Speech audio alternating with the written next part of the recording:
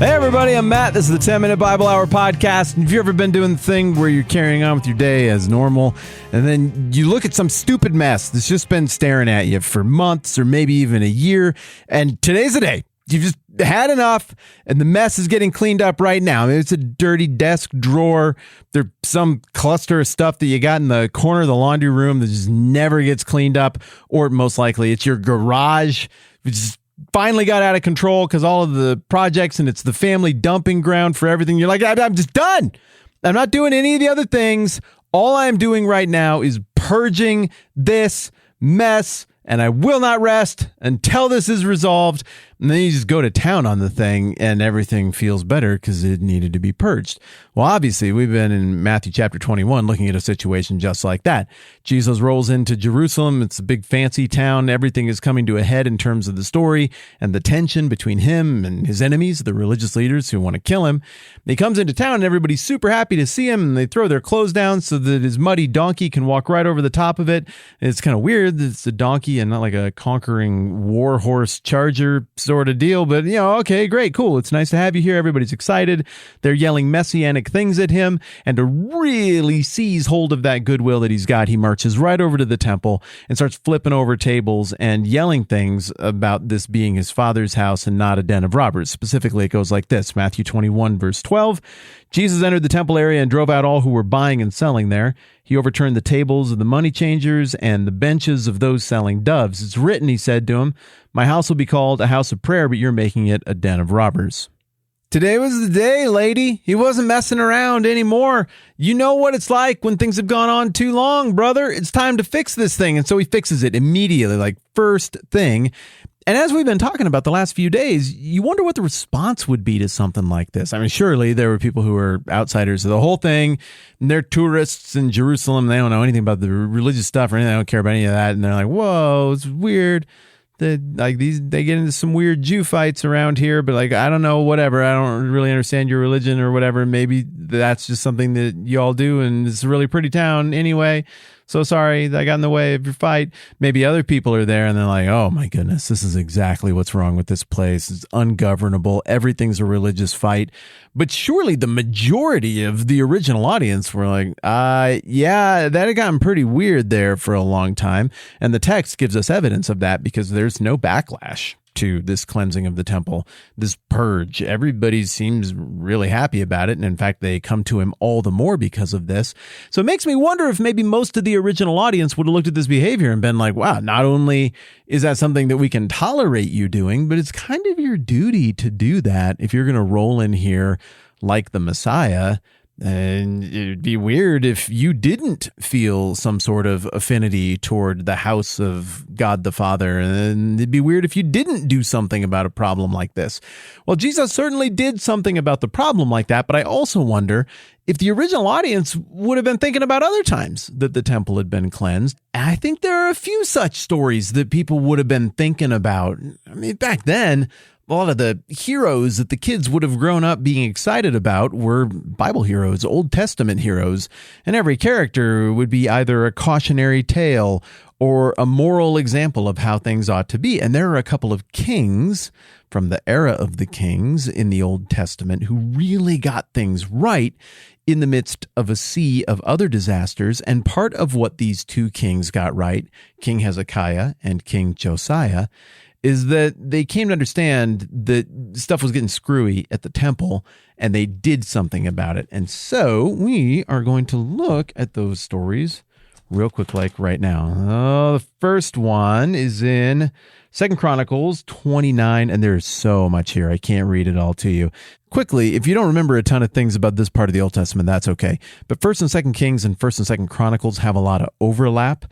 And both sets of books follow a similar narrative rhythm. You've got awful king, who did what was evil in the eyes of the Lord. And every now and then you get a king who is good and did what is right in the eyes of the Lord and is often associated with his father David. So if a king is good, you'll see that language like, oh, and this king ruled in this way and did what was right in the eyes of the Lord as his father David had done. I mean, not literally father. These are people distantly descended at this point. And so that rhythm runs throughout, and you get these little accountings of what all of the creeps did, and usually it involves participating in local ancient Near Eastern idolatry, particularly by erecting Asherah poles, which is the place of worship that could be thrown up in simple locations. You could put up an Asherah pole on top of a hill or wherever. It was easy, cheap idolatry, I guess is a good way to put it. Or the other type of idolatry that is even more scary, that was endemic to the Canaanite population, was that of the worship of the god Molech, sometimes depicted as looking like a bull. Sometimes you'll see the sculptures of Molech from back in the day of this bold man character holding his hands out, and what you would put in those hands if you were a worshiper of Molech was one of your kids.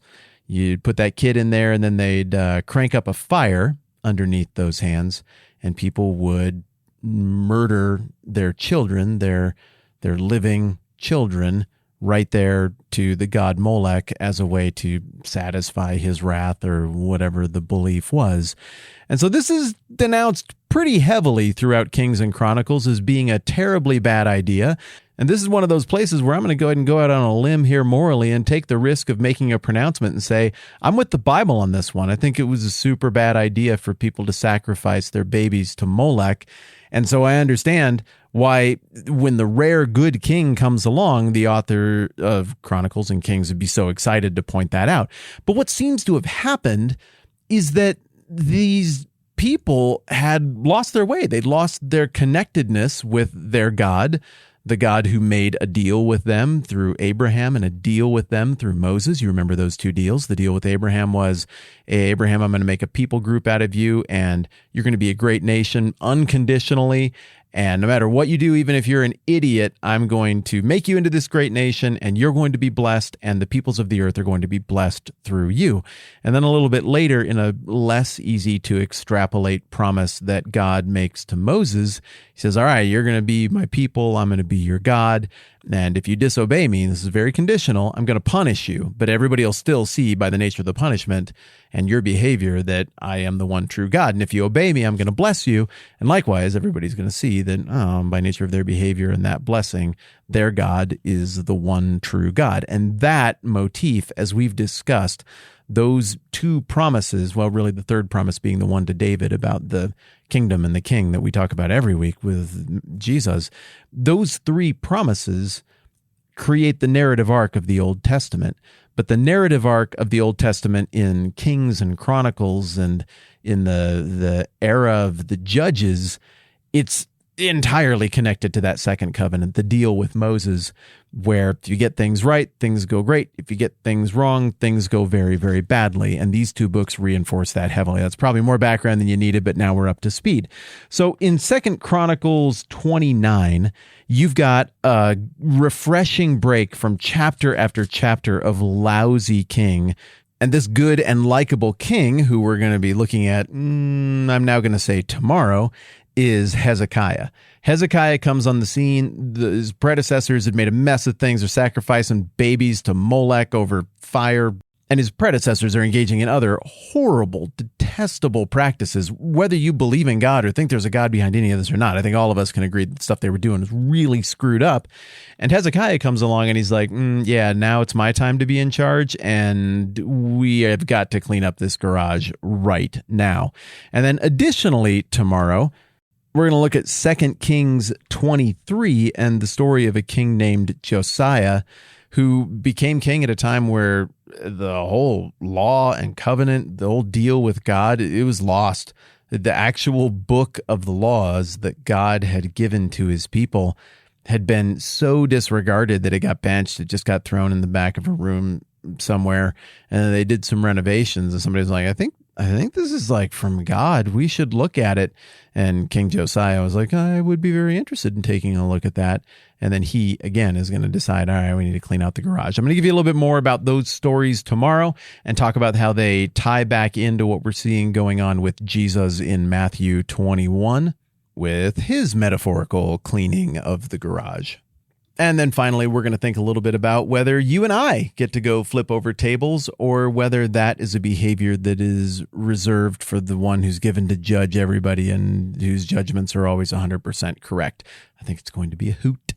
Hey, thanks to everybody who supports the program at patreon.com/the TMBH I really appreciate you, and you are the reason that we get to do this. Thank you very, very much for making that happen. I'm Matt. This is the 10-Minute Bible Hour podcast. Let's do this again soon.